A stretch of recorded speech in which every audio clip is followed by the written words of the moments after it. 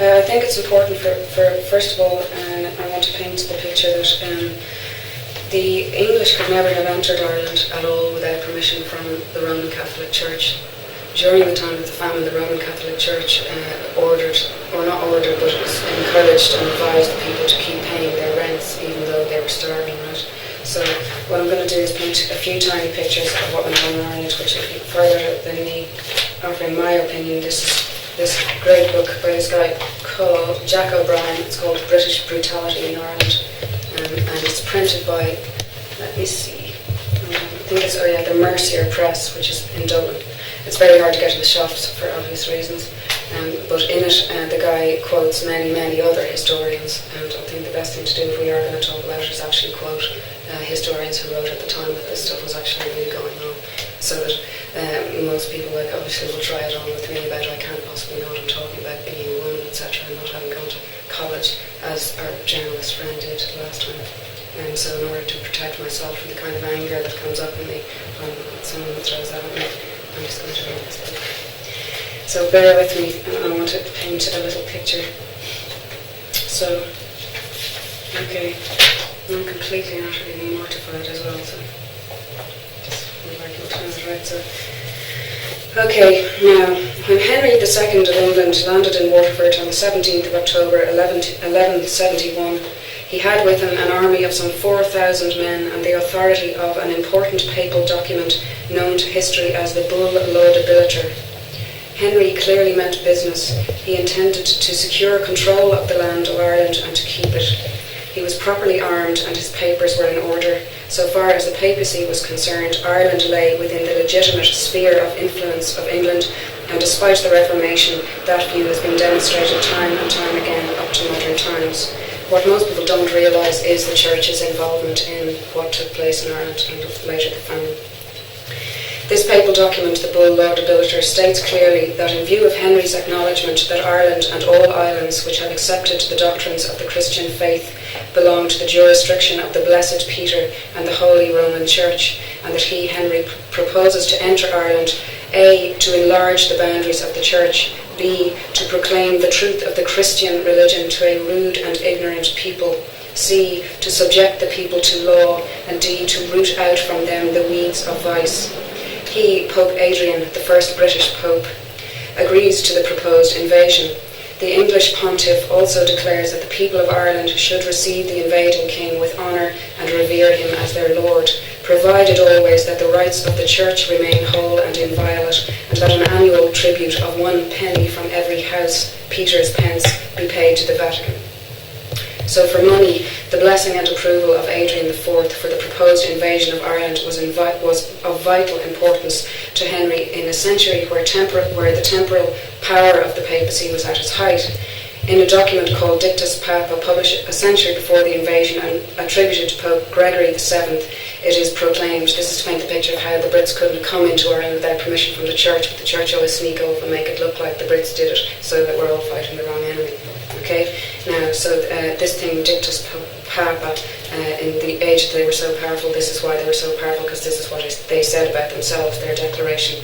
The Roman Pontiff alone is properly called universal. He alone may depose bishops and restore them to office. He is the only person whose feet are kissed by all princes. They used to publicly flog the kings of the world, okay? He may depose emperors, he may be judged by no one, he may absolve from their allegiance the subjects of the wicked. The Roman Church has never erred and never can err, as the scriptures testify. One of Gregory's successors, Pope Innocent III, who reigned from 1198 to 1216, reiterated these claims in even more uncompromising terms. As the moon receives its light from the sun and is inferior to the sun, so do kings receive all their glory and dignity from the Holy See. God has set the Prince of the Apostles over kings and kingdoms with a mission to tear up, plant, destroy, scatter and rebuild. So these are the people who gave permission for Henry II to come into Ireland.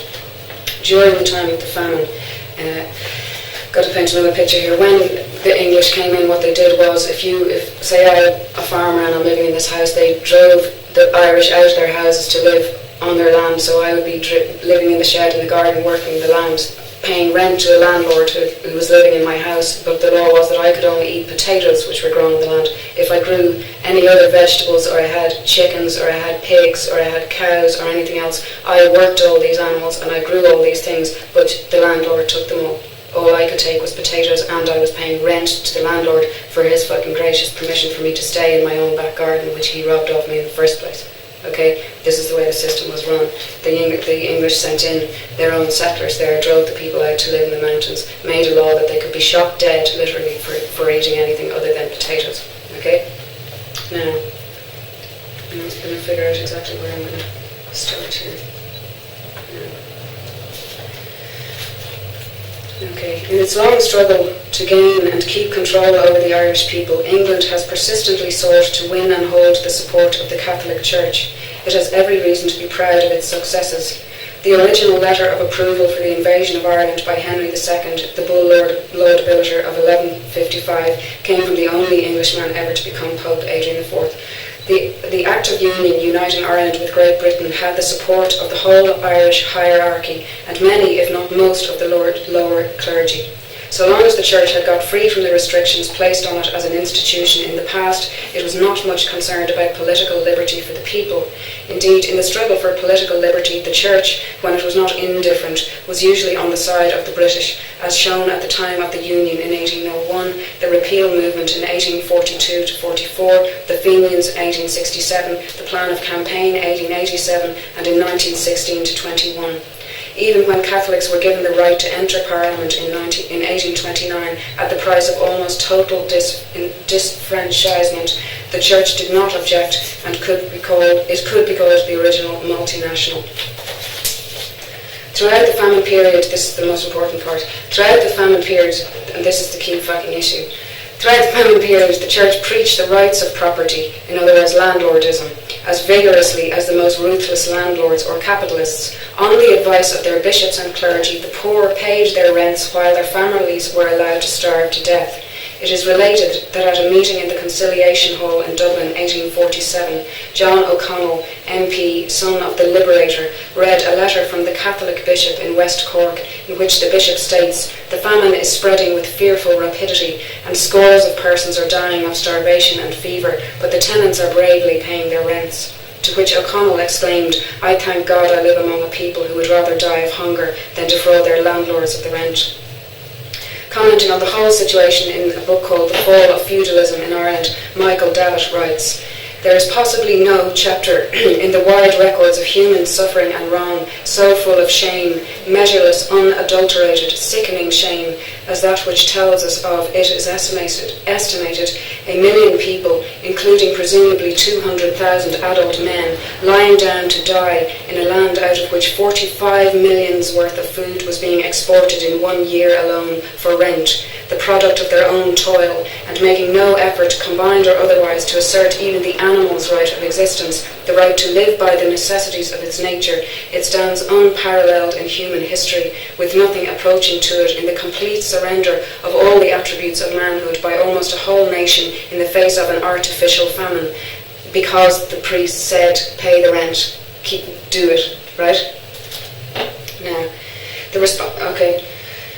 this is Michael Davitt speaking again. The responsibility for what happened, the holocaust of humanity which landlordism and English rule exacted from Ireland in a pagan homage to an inhuman system, must be shared between the political and spiritual governors of the Irish people in those years of a measureless national shame. One power ruled the material interests of the people, the other their religious and moral convictions. Both preached law and order. Both two agreed in fathering upon the Almighty the cause of the famine. It was the visitation of God. Hundreds of thousands of women, children and men were, on this hideous theory, murdered by starvation because of some inscrutable decree of the God of the poor, who 2,000 years before had died to rescue them from the actual slavery of the Roman Empire and of other pagan powers, by his gospel, teaching and life among the working people. No more horrible creed of atheistic blasphemy was ever preached to a Christian people than this, and looking back with a shudder upon that time, one can well understand how and why it was that myriads of human beings into whose soul this moral poison had been instilled should have laid down and died in, this is in inverted commas, in obedience to the will of God, after having, again in inverted commas, bravely paid their rents. Now, most people, of course, in the church attacked people like Michael Davitt for saying this, but there were two churchmen who joined with him in complaining about it. And one of them was a guy called Dr. John Hughes, who was a bishop of New York, who lectured in New York on the 20th of March 1847, saying, "I fear there is blasphemy in charging on the Almighty the result of human doings. The soil has produced its usual tribute for the support of those for whom it is cultivated. But political economy, finding Ireland too poor to buy the products of its own labour, exported the harvest to a better market and left the people to die of famine or live by alms. There is no law of heaven, no law of nature, that forbids a starving man to seize on bread whenever he can find it, wherever he can find it. I say to those who maintain the sacred and inviolable rights of property, that if they would have them respected, to be careful also and scrupulous in recognising the rights of humanity. Let us be careful then not to blaspheme Providence by calling this God's famine." So that's extracts from this book, which is full of millions of other historians talking about what took place during the famine. So anyone who thinks it's incorrect to suggest that it was an artificial murdering of the Irish people can read this and all the other books which are quoted in here to find out about it. So the key thing is that, and again, like the child can't heal itself until it remembers, so the nation can't heal themselves until they remember. The church, having given permission for all this to be done in Ireland, then took over the educational system in Ireland, and in the history books which they wrote, they taught us that there was a famine. And when they use the word famine, it suggests that there was no other food in the country. The shipping lists from the time of the famine are also in this book, which show hundreds of thousands of tons of food being shipped out of the country under armed guard during all of the worst years of the famine. Okay? So I know during the time the English came around into the houses of starving families or into the lands of starving families and offered them money not to teach the children Irish, which of course the people took because they were starving.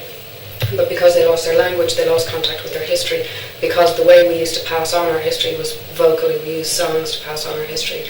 And that's why basically we don't remember. We think there was a famine, and we're all walking around the place not being able to remember what really did happen to us. And when you have grown up in Ireland and you realise what an in-pain place it is, and what with it having the highest statistics of child abuse in Europe, etc., you realise how much of that is because of this history, because of the people not knowing who they really are or where they really came from, or indeed being able to grieve the violence that they have gone through. Because it is true what Sean O'Reilly says, that how the hell can you grieve a thing until you remember it. But the reason I think why we haven't been able to grieve it is because we've been fighting the wrong enemy, because the church are so clever that they've made us think that it was the English that did it to us, but it wasn't really. It was the church who did it for money and in the name of Jesus Christ. So, there you go.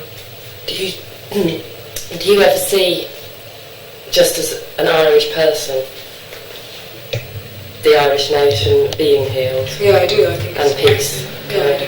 Yeah, I think it's happening already. It's happening. Yeah. It has been. It's a process. But again, I'm sure I'm not the only person to say it. But it's not only the IRA who are violent. You know what I mean? And it wasn't us who started the violence in the first place. I don't agree with the use of violence as a means of achieving anything, almost. But I can see why it has led to this, basically. But I think it needs to be remembered by everybody that in the first place we were brutalised for no reason, and because of that we've been very, very angry, and because we haven't been acknowledged that these things ever have happened to us. I think until it's acknowledged that we did get severely brutalised and some sort of apology or recognition happens, it'll be very hard for people not to be angry. I can see why it leads to that level of violence. But it's important for everyone to be aware of the fact that it was the British and the Roman Catholic Church who brought violence to Ireland. We were a matriarchal society before the Roman Catholic Church and the British, who were their army, came in there. And in matriarchal societies there was never any warfare.